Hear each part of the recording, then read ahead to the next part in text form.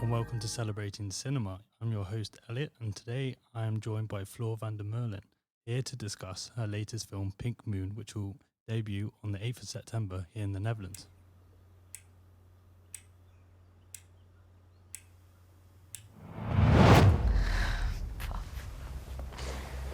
Nou, hoe is dat voor jullie? Ik vond deze wel goed gaan. Ja.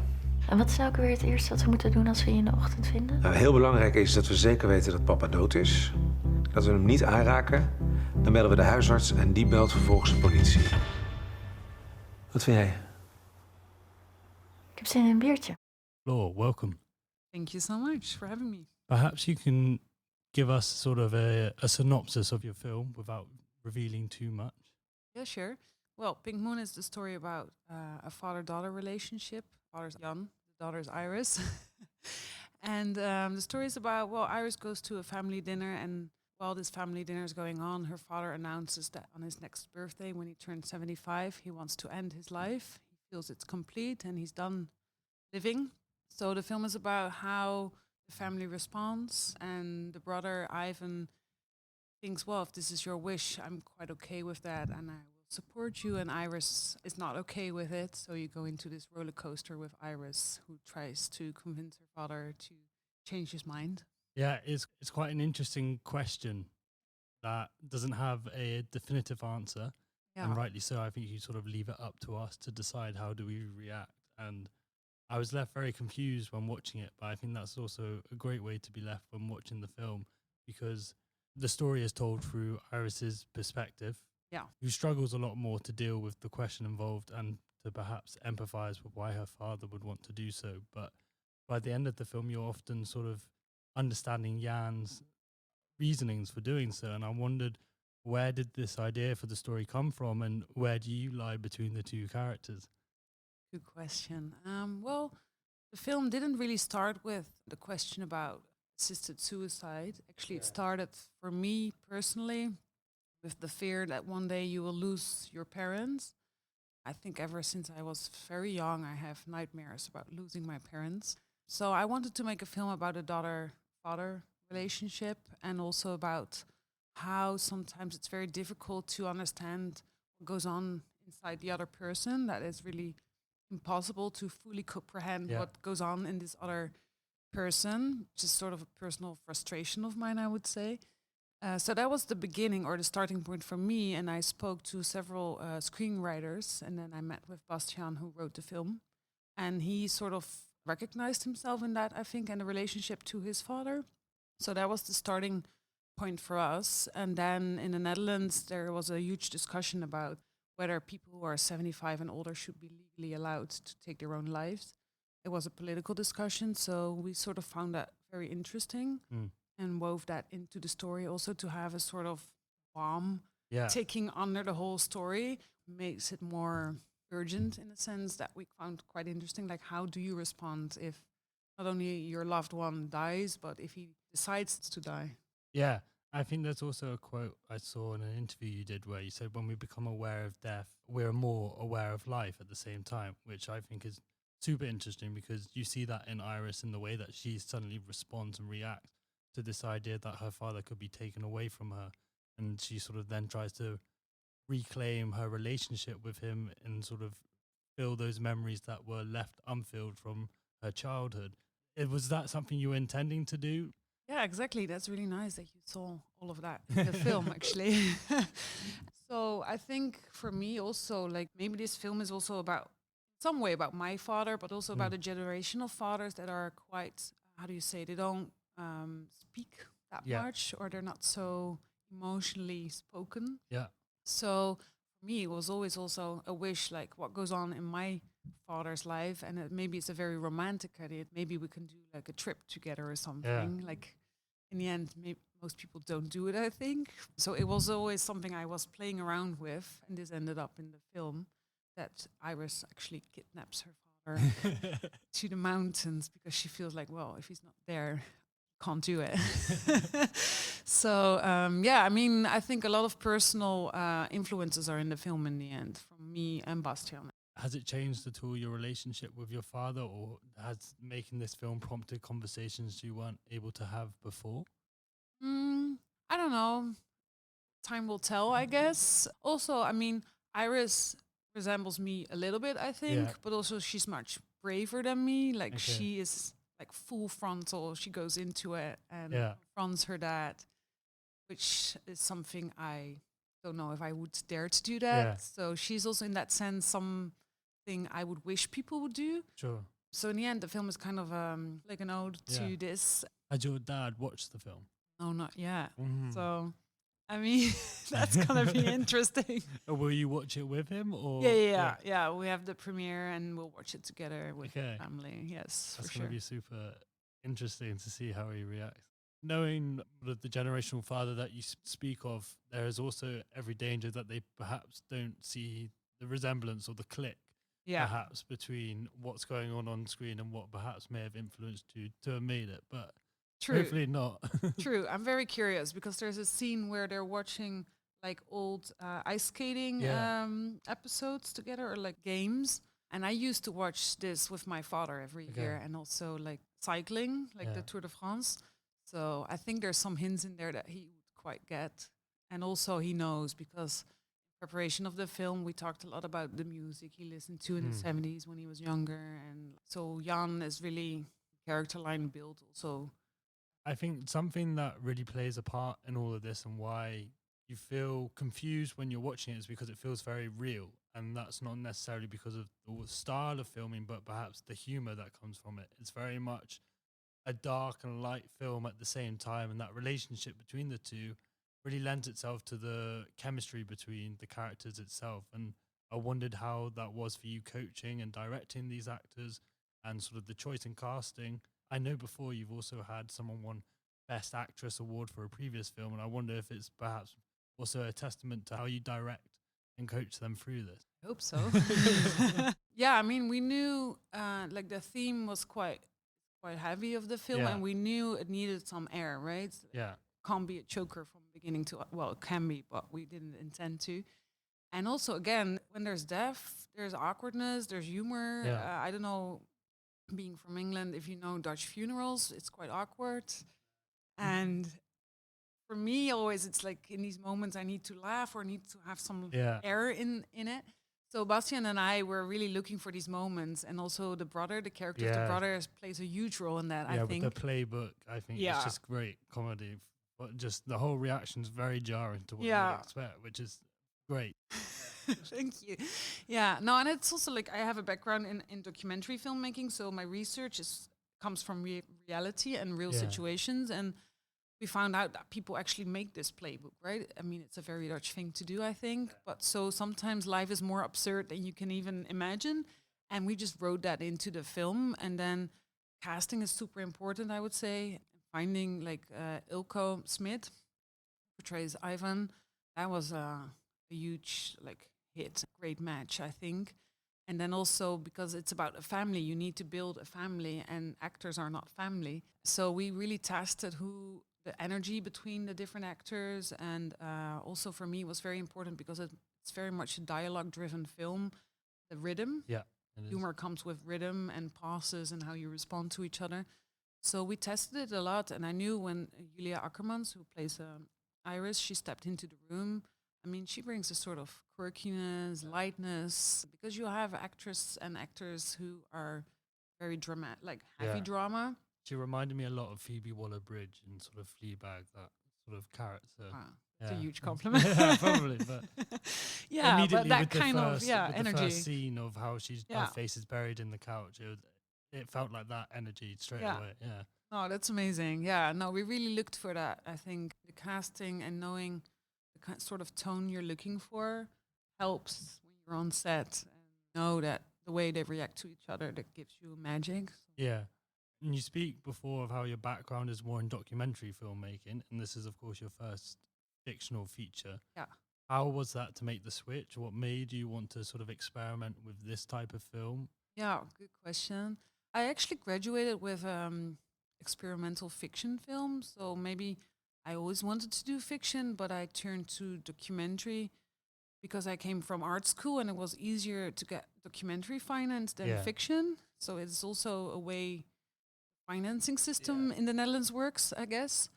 But also, I quite like to do both. And making documentaries, you travel the world, you speak to incredible people Yeah. that inspire you for scenes. And I mean, I knew that I wanted to do something about a father-daughter and that this was very personal and that probably fiction would be a better fit. Mm. And also because then self-determination or self-assisted suicide came into the film, and we spoke to a lot of families from people who made this decision or families who had this wish. And it's still illegal in the Netherlands, so it was also quite hard to make it into a documentary. And then also fiction, I mean, to make drama and that how you really anticipated it in your mind, that's quite interesting. Documentary is always a surprise what you get. Yeah. And it was interesting for me to now really control narrative in that sense. But I also think what's funny, and I also see it in previous interviews, that you noticed retrospectively that there's also a common thread between the films that you're making, and that is death. Yeah. Which could sound quite heavy, but perhaps Yeah. maybe you can share why you think that it's unintentional, but yeah, what is Yeah. your fascination with death? It's wow, if I knew. I mean, yeah, somebody pointed that out to me and I was like, wow, that's quite dark. But I mean, again, I think in death there's also Yeah. life. Yeah. So it brings you to the full senses of life, which I quite like. I don't know, maybe it's my fear of death. Maybe I just want to live fully. I mean, it might be death, but it might also be our relation or vitality Mm. and how we are in the West, at least so much focused on young, being vital, getting old, say a good thing in the West.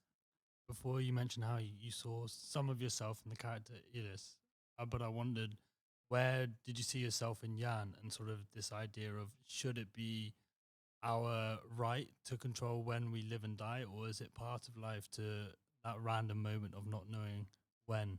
Yeah, I mean, when we started this film, I was more with Jan, actually. I felt like if you want to die, that's your right. Yeah. And who am I to say that you can't do it? Mm. But then the more we looked into it and we researched it and we spoke to people, I felt, yes, okay, like freedom and to make your own decisions, that's like a huge thing for people. And it should be, I think. But in the end, if underneath that are different motives or like alternative motives of loneliness, not being part of society, people not speaking, like really communicating on an intimate level with each other, I turned more towards Iris, actually, that I feel like also the film is maybe an ode to like radical intimacy and love and connection, that we should be more connected with each other and that we're losing this connection. Yeah. And I feel, yes, I mean, life is not always perfect. There's also a lesson in that. Yeah. I think it probably also speaks to how society is structured towards the aging population. Yeah. Sort of this idea of, whenever I've been to nursing homes, they feel very much like a prison. And so Exactly. if it's that sort of, no one wants to be condemned to a prison. Yeah, no, exactly. And I mean, we have a growing number of elderly people in our society, so we really should address that and speak to our parents and grandparents. And a nursing home shouldn't be like a prison. No. It could be actually a good Yeah, it and could be nice really thing, fun. right? It could be fun. You could meet like your next lover there, something like this. So it's just the way how we created it, I think. Yeah, definitely. And do you think, knowing that sort of you have a fascination with death, or it's something that interests you, how do you then navigate your projects moving forward? Are you conscious of it, or do you try to just let the next idea come to you spontaneously? I would say the latest, like spontaneously. But then when I have a new idea and I sort of take a step back and look at it, it again has to deal with life and death. So I don't consciously go looking for it. But somehow if you read the papers or just the way you walk through life, I guess, that's something that catches my eye.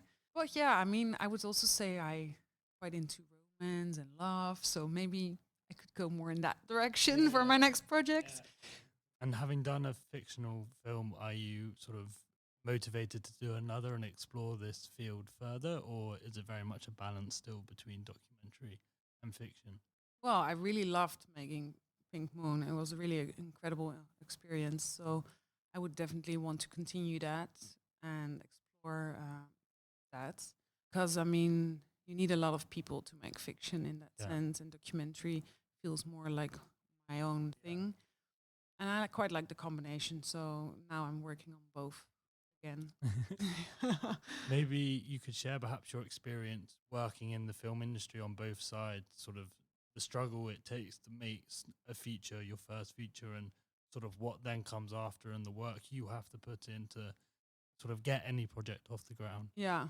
What is quite hard, and I didn't realize this for a very long time, it's quite common, at least in the Netherlands, I think, to work on multiple projects at the same time. Otherwise, you don't have enough money Yeah. to just sustain your life. Whereas there might be less money in other countries, but there's a focus that you do one project at a time somehow, which I think is quite good for that project that you're doing. Sometimes it's nice that you're working on something and you have a distraction by a different project and it sort of helps both projects. But if you're doing too much and you have to do commercials and television and everything at once, Feel quite stretched. yeah, and Yeah. it sort of takes away from the time you have to put in your feature film or feature documentary. So that is quite a struggle financially to Yeah. keep everything going and still be creative, that you have that creative headspace. At the same time, once you are lifted off and you have like a go for a project, it's amazing. I mean, Pink Moon, officially when we started, we were like a Oversteek, which is like a talent program within the Netherlands Film Fund. And then in the last round, they choose, there's 4 projects left, and they choose 2 that get money to make it. We weren't chosen, so that was like shit. Ah.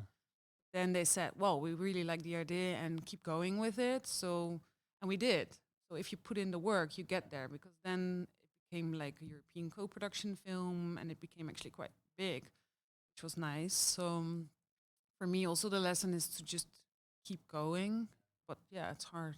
And what would you think was your biggest takeaway working on set?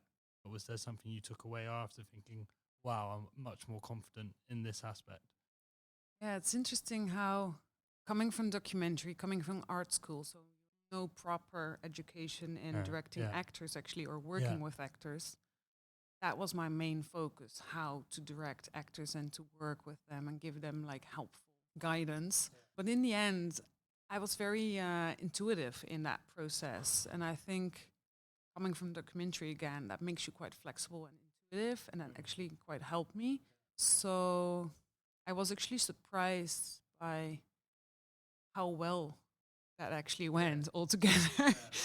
Also, like from the outside, there's always this image, especially if you look at like older filmmaking and male directors in that sense, that you feel like the director has to know it all, has to be very dominant and like on top of the chain. And I'm more like a cooperative person, like working together, discussing. So in the end, I did it my own way, I think, and that worked out quite well. And I mean, Jan Leijsen, who plays Jan, I mean, he's in the business forever, I think. And he said to me, I think on the last day of shooting something, like, because I can be quite doubtful, like we do something and then I come, well, I'm not sure, let's try it like a completely different way. Or we even had, like, we shot one scene and it was quite an emotional scene. And I talked to the actors afterwards, like, I want to do it again the next day because I feel it should be different. And I was like, shit, can I ask them this? I said, okay, if you really feel like it, we do it. And then in the end, he said, like, okay, so maybe people tell you not to be that doubtful and that you should be decisive because that's how a director works. But don't let people change your mind and take that away from you. Yeah. It might be just what makes you good. I was like, wow, thank you. That is really nice.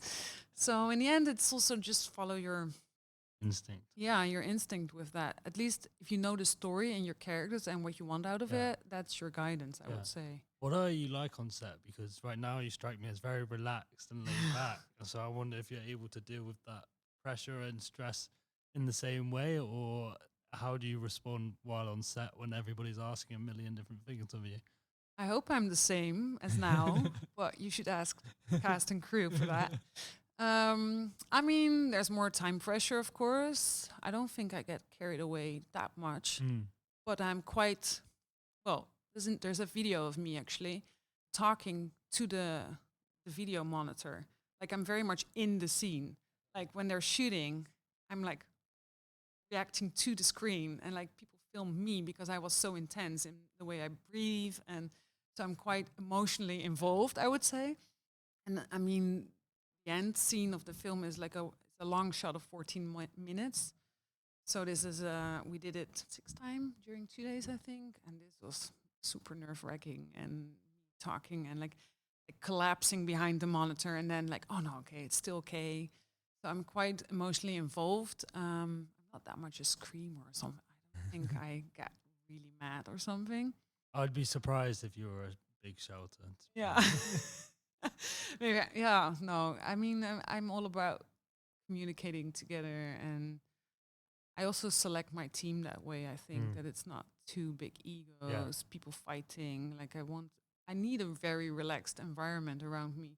It should be fun making a film. Yeah, it should Of be course, there's fun, pressures and it to should be but- challenging, and it should be inspiring. And I mean, the opening shot of the film, her lying in the couch, that was just improvisation happening because there was time and headspace for that, right? And you need that.